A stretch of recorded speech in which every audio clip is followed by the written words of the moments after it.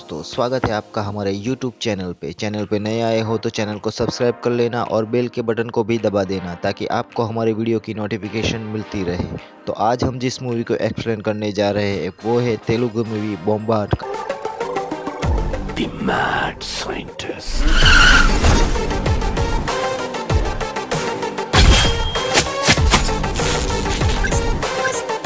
Finish!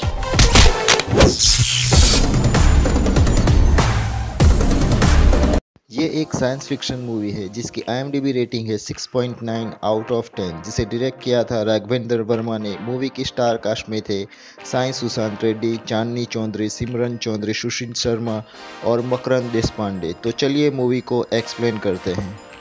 Movie की शुरुआत होती है इस बंदे के साथ जो कि मूवी का हीरो है विकी। उसका बैड लक उसका पीछा नहीं छोड़ता। उसका जन्म होते ही उसके पिताजी को लकवा मार जाता है। उनको ठीक होने में 10 साल लग गए, तब तक विकी भी 10 साल का हो गया। उसके पिताजी विकी को लेकर एक बाबा के पास जाता है। बाबा उन्हें बताते हैं कि कोई अच्छा लक वाला इंसान इसके जीवन में आए तो इसका बैड लक दूर हो जाएगा। और उस बाबा से सबको पता चल जाता है कि ये बच्चा अपनी बुरी किस्मत के साथ पैदा हुआ है। एक दिन विकी अकेला अपने घर में बैठा था, तब थोड़ी दूर एक आदमी अपनी कुछ चीज़ें जला रहा था। विकी वहां पहुंच जाता है। वो आदमी प्रोफेसर आचार्य थे। विकी प्रोफेसर आचार्य को अपने बारे में बताता है और प्रोफेसर उसे हौसला देते हैं, उसे अपने घर ले जाते हैं। कुछ साल बाद अब विकी बड़ा हो जाता है और उसको अपने दोस्त कारुन के साथ दिखाया जाता है। वो अपने ही कॉलेज में एक लड़की चित्रा से प्यार करता है, लेकिन अपनी बुरी किस्मत के कारण वो उसे बता। तभी मूवी में एंट्री होती है मैड साइंटिस्ट की, जो कि जेल से भागा हुआ है। मैड साइंटिस्ट जेल से भाग के अपनी लैब वापस पहुंचता है और फ्लैशबैक से हमें पता चलता है कि प्रोफेसर आचार्य और मैड साइंटिस्ट के बीच कुछ कनेक्शन है। दूसरी ओर प्रोफेसर आचार्य और विकी में बातचीत हो रही थी। तभी आचार्य अपनी मोबाइल के जरिए देखते हैं कि कुछ लोग उनके घर में घुस रहे हैं, और जब वो अपने घर में जाके देखते हैं तो वहाँ पे सारी चीज़ें बिखरी पड़ी थी। तभी आचार्य को मैड साइंटिस्ट की याद आती है जो किसी प्रोजेक्ट के लिए एक दूसरे से मिले थे। दूसरे दिन आचार्य के घर पे कुछ लोग ज़बरदस्ती घुस जाते हैं और वो गुंडा अपने आप को दादा बताता है।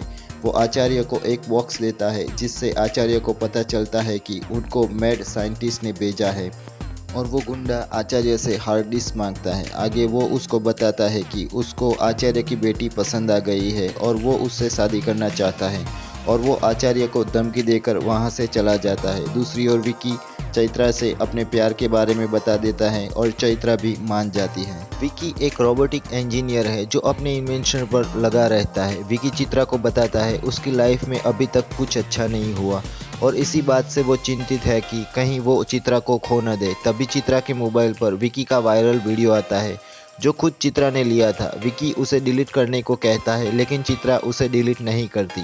विकी प्रोफेसर आचार्य से मिलने उनके घर जाता है। वहाँ पे ढेर सारे बॉक्स देखकर वो प्रोफेसर आचार्य से पूछता है कि क्या वो कुछ नया इन्वेंशन कर रहे हैं, और ये सवाल सुनते ही आचार्य विकी को धक्के मारकर बाहर निकाल देते हैं। दूसरी ओर चैत्रा अपने पिताजी को समझाती है कि विकी अच्छा लड़का है, सिर्फ उसकी किस्मत बुरी है। विकी और चित्रा के बीच वीडियो को लेकर कहासुनी होती है।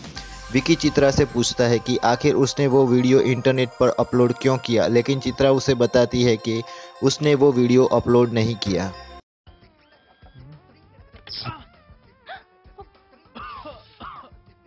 ये वही वीडियो है जिसको लेकर विकी इंटरनेट पर ट्रोल हुआ था, जिसको लेकर विकी का मजाक उड़ाया जा रहा था। आगे चित्रा उसे बताती है जब वो पहली बार उसके घर उसके पापा से मिलने आया था, तब अचानक से उसके कंपनी के शेयर गिरने लगे थे। जब चित्रा की नानी ने उसे देखा तो वो हार्ट अटैक से मर गई। चित्रा उसे कहती है कि किस्मत भी हिम्मत करने वालों का साथ देती है, और उससे ब्रेकअप करके चली जाती है। घर पे विकी और उसके पिताजी की बातचीत कर रहे थे, तभी प्रोफेसर आचार्य का उसे फ़ोन आता है, लेकिन उनकी बातचीत नहीं हो पाती, तो विकी उनसे मिलने चला जाता है। दूसरी ओर रास्ते में ही प्रोफेसर आचार्य का एक्सीडेंट हो जाता है। तभी वहाँ विकी पहुँच जाता है और प्रोफेसर विकी को बताते हैं कि वो माया को लेकर भाग जाए क्योंकि कुछ लोग उनका पीछा कर रहे हैं, और इतना कह के वो बेहोश हो जाते हैं। तभी वहाँ दादा अपने गुंडों के साथ पहुँच जाता है। तब तक गाड़ी में आग लग जाती है। दादा अपने आदमियों को उस लड़की को ढूंढने को कहता है। थोड़ी दूर छुपे विकी और माया ये सब देख रहे। घर पे लाके विकी माया से गुंडों के बारे में पूछता है, लेकिन माया उसे कुछ नहीं बताती। माया के चेहरे पे भी अपने पिताजी के मरने का गम या कोई भी एक्सप्रेशन नहीं होता। रात में माया विकी से कुछ अजब तरह के सवाल पूछती है। दूसरे दिन विकी के मम्मी डैडी देखते हैं कि माया ने पूरा किचन साफ सुथरा कर दिया है और खाना भी बना देती है। विकी पुलिस स्टेशन जाकर प्रोफेसर के एक्सीडेंट के बारे में पूछता है, लेकिन पुलिस उससे ठीक से जवाब नहीं देती। वहाँ से बाहर निकलते ही दादा के लोग विकी को किडनैप करके उसे दादा के सामने खड़ा कर देते हैं। विकी दादा से उनके प्यार में मदद करने का बहाना करके वहाँ से छूट जाता है। चित्रा विकी के घर उसे मिलने आती है। वहाँ पे विकी माया को कुछ कपड़े देता है, जिसे देखकर चित्रा को जलन होती है और वहाँ से चली जाती है। लेकिन विकी की माँ उसे बताती है माया ने तुम्हें गले लगाया इसीलिए उसे जलन हुई है, और विकी चित्रा को माया के जरिए और जलाने लगता है। एक दिन विकी और माया को कुछ गुंडे परेशान करते हैं। पहले तो विकी सबकी धुलाई करता है, लेकिन उसके फंस जाने पर माया उसे बचाती है, सभी गुंडों को मारती है। विकी को बचाते हुए माया को हाथ पर चोट लगती है और उस चोट में से वायर के जरिए शॉर्ट सर्किट होती है। तभी विकी को पता चलता है कि वो माया नहीं, प्रोफेसर का बनाया हुआ रोबोट है। दूसरी ओर दादा और उसका आदमी मैड साइंटिस्ट के लैब पहुंचते हैं। मैड साइंटिस्ट उन्हें हार्ड डिस्क के बारे में पूछते हैं, तो दादा उसे लड़की और हार्ड डिस्क ढूंढने के लिए थोड़ा और टाइम मांगती है और मैड साइंटिस्ट को प्रोफेसर की बेटी माया की तस्वीर देके वहाँ से चले जाते हैं। विकी माया से पूछता है कि प्रोफेसर ने उनको कब बनाया, तो माया बताती है एक्सीडेंट होने के 2 दिन पहले। आगे माया उसे बताती है उसका दिमाग आदमियों के दिमाग जैसा बनाया गया है, जिससे वो सोच समझ सकती है। उसमें माया का न्यूरल डेटा डाला गया है, मतलब कि वो माया जैसा सोच सकती है। उसमें दर्द के सिवा सभी इमोशन डाले गए हैं और प्रोग्रामिंग के जरिए उसमें और भी बदलाव किए जा सकते हैं। विकी चित्रा को जलाने के लिए उसकी हेल्प मांगता है और माया चित्रा के सामने उसकी गर्लफ्रेंड बनने का नाटक करने को कहता है और माया मान जाती है। तो विकी मैसेज करके चित्रा को मिलने बुलाता है।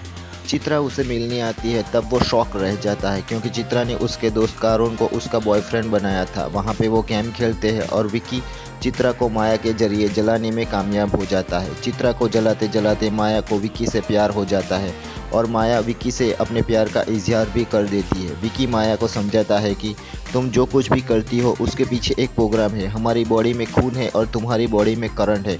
हम इंसानों में जीवन मृत्यु है, लेकिन तुम कभी मर नहीं सकती। ज़्यादा से ज़्यादा बैटरी बदल के तुमको फिर से जिंदा किया जा सकता है। और माया वहाँ से नाराज़ होकर चली जाती है। दूसरी ओर मैड साइंटिस्ट अपनी लैब में माया को ढूंढने का प्लान बना रहा है। वहीं एक दिन टीवी देखते हुए माया को समझ आ जाता है कि उसमें ना तो जन्म है, ना ही मृत्यु और ना ही बचपन। ये सब देख के वो विकी से मिलती है और उससे माफ़ी मांगती है और विकी और चित्रा को मिलाने का वादा करती है। दूसरे दिन जब विकी चित्रा से मिलने आती है, तब सबके सामने विकी बताता है कि माया एक एडवांस ह्यूमनॉइड रोबोट है।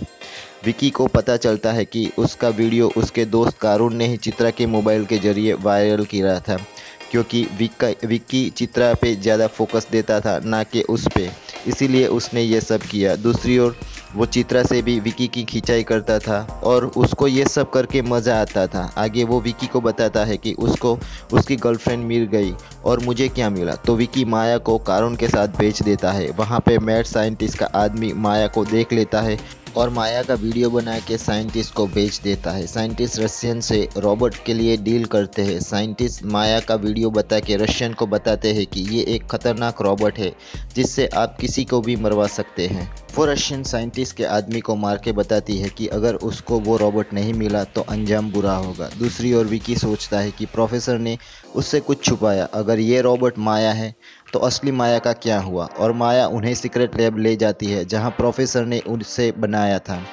जहां कुछ गुंडे पहले से ही मौजूद थे। माया उनकी पिटाई करती है और विकी को लैब ले जाती है, जहां पे विकी एक डिवाइस के जरिए प्रोफेसर का पहले से रिकॉर्ड किया हुआ मैसेज मिलता है। प्रोफेसर उसे बताता है कि 25 साल पहले उसको एक आदमी अपने प्रोजेक्ट आइडिया के साथ मिला और कहानी फ्लैशबैक में जाती है, जहां पे दिखाया जाता है कि प्रोफेसर और साइंटिस्ट प्रोजेक्ट बटरफ्लाई के लिए एक दूसरे से मिलते हैं। वो दोनों मिलके एक एडवांस ह्यूमनॉइड रोबोट बनाते हैं जो इंसानों के लिए खतरनाक हथियार था, जो इंसानों जैसा था और एक राक्षस के जैसे किसी को भी मार सकता था। प्रोफेसर ने उस रोबोट को बनाने के लिए कई महीनों तक लैब में काम करते थे। उनकी बीवी और बेटी को भी वो टाइम नहीं दे पाते थे। वो उस प्रोजेक्ट को लेके मिलिट्री के पास जाते हैं, लेकिन उनके द्वारा वो प्रोजेक्ट को बैन कर दिया जाता है। तो प्रोफेसर अपनी फैमिली के पास वापस चले जाते हैं, लेकिन साइंटिस्ट उस प्रोजेक्ट को कंटिन्यू रखता है। वो उस प्रोजेक्ट को रशियन को बेच देते हैं। ये खबर प्रोफेसर को मिलती है तो वो साइंटिस्ट के पास पहुंच जाते हैं, लेकिन हाथापाई में गोली प्रोफेसर की वाइफ के सिर में लग जाती है और वो मर जाती है। पुलिस मैड साइंटिस्ट को पकड़ लेती है और प्रोफेसर अपनी बेटी माया को संभालने में अपना पूरा जीवन लगा देते हैं। माया अब बड़ी हो जाती है, पढ़ाई के लिए विदेश जाना चाहती है। प्रोफेसर को न चाहते हुए भी उस डॉक्यूमेंट पर साइन करना पड़ता है और उसी प्लेन एक्सीडेंट में माया की मौत हो जाती है। प्रोफेसर माया की मौत से टूट जाते हैं, लेकिन प्रोजेक्ट बटरफ्लाई के जरिए एक एडवांस ह्यूमनॉइड रोबोट के जरिए वो माया को वापस लाते हैं। उस रोबोट में वो माया का न्यूरल डेटा डालते हैं और हूबहू माया जैसा दिखने वाला रोबोट तैयार करते हैं। प्रोफेसर विकी को माया को उन लोगों से बचाने को कहते हैं, क्योंकि अगर माया उन्हें मिल गई तो वो उनसे प्रोग्रामिंग के जरिए और भी खतरनाक बना सकते हैं। तभी वहाँ पे 2 डार्ट आके विकी और चित्रा को बेहोश कर देते हैं। वो डार्ट साइंटिस्ट ने मारे थे। साइंटिस्ट मशीन के जरिए माया को फ्रीज करके वहाँ से ले जाता है। विकी एक रोबोटिक इंजीनियर है, तो वो साइंटिस्ट के मुकाबला करने के लिए कुछ गैजेट बनाता है। दूसरी ओर साइंटिस्ट माया में प्रोफेसर के जरिए डाले गए प्रोग्राम को डिलीट करके उसका बनाया प्रोग्राम उसमें डालता है ताकि माया और भी खतरनाक बन जाए। विकी और चित्रा माया को छुड़ाने प्रोफेसर के लैब पहुंचते हैं और सभी गुंडों को मार के वो अंदर पहुंचते हैं। वहां दादा भी अपने आदमियों के साथ पहुंच जाता है और विकी की मदद करता है। विकी अंदर पहुंचता है, पर तब तक साइंटिस्ट वो प्रोग्राम माया में डाल चुका होता है और माया एक्टिवेट हो जाती है। साइंटिस्ट माया को विकी को मारने का ऑर्डर देता है, लेकिन वो उल्टा साइंटिस्ट को ही मारने लगती है और साइंटिस्ट को बताती है कि वो उसकी मेमोरी डिलीट करना भूल गए। ये सब देख के दादा वहाँ से भाग जाता है। कुछ सालों बाद कुछ लोगों ने विकी को किडनैप किया है। विकी उन्हें छोड़ने को कहता है, नहीं तो उनके साथ बहुत बुरा होगा, और विकी माया को आवाज़ लगाते हैं और वहाँ माया आती है और ये मूवी यहाँ पे ख़त्म हो जाती है। तो आपको ये मूवी कैसी लगी हमें कमेंट करके ज़रूर बताना। आपको कौन सी मूवी का एक्सप्लेनेशन चाहिए वो भी मुझे कमेंट करके ज़रूर बताना। मैं मिलूँगा आपको अगले वीडियो में, तब तक के लिए गुड बाय, टेक केयर।